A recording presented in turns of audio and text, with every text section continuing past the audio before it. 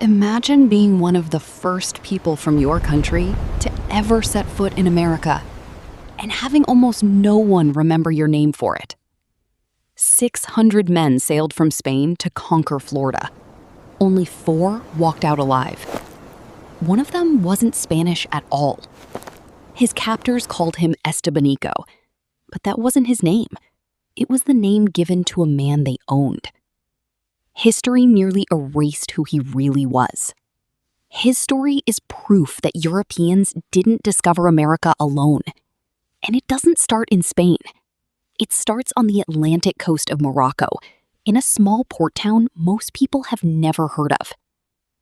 Around the year 1500, a man was born in al-Zamori, a Moroccan trading town where a river meets the sea. Today, he goes by several names: Estevanico, Mustafa al-Zamori, and in Laila Lalami's celebrated novel The Moor's Account, Mustafa al-Zamori, a name she gave back to him, because the only name history bothered to record was the one his enslavers chose. Here's where it gets ugly.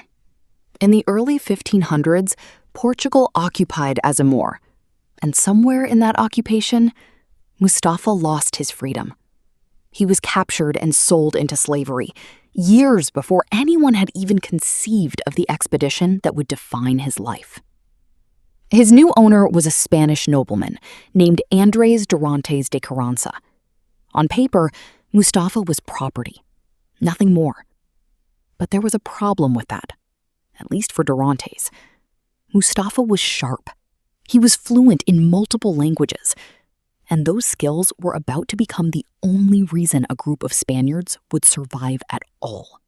In 1527, Dorantes signed up for an expedition that sounded like a guaranteed win.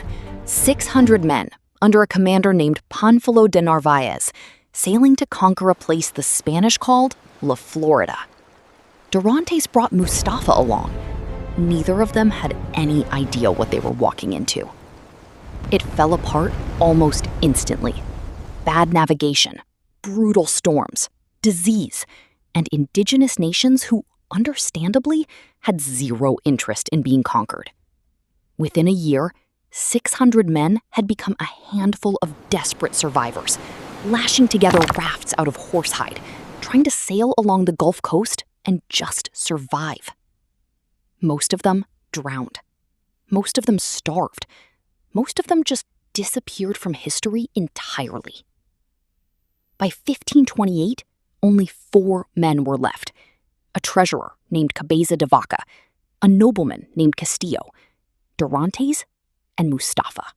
They ended up enslaved again, this time by indigenous groups along the Texas coast. And then something strange happened. Over years of captivity, escape, and total dependence on each other, these 4 men became healers. They walked nearly 2,000 miles through what's now Texas, New Mexico, and northern Mexico, trading medicine and trust with dozens of different indigenous nations along the way.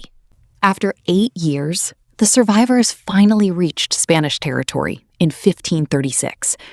You'd think that's where the story ends. It isn't. Spanish authorities were obsessed with a legend, the mythical 7 cities of gold. So in 1539, they sent Mustafa out again, this time as a guide, toward the Zuni pueblos of what's now New Mexico. He never came back. The most common account says he died at a settlement called Hawiku that same year. But even that's disputed. Indigenous and Spanish records don't agree on what actually happened.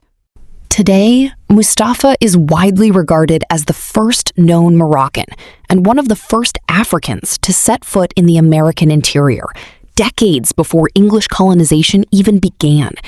The U.S. Embassy in Morocco has commemorated him during Black History Month, and in 2014, Laila Lalami gave him his voice back in her novel The Moor's Account, reimagining his life from the inside. He crossed an unmapped continent, not as a conqueror, as a survivor who made himself indispensable to the very men who thought they owned him. And if that's a story you've never heard before, that's exactly why it needed telling.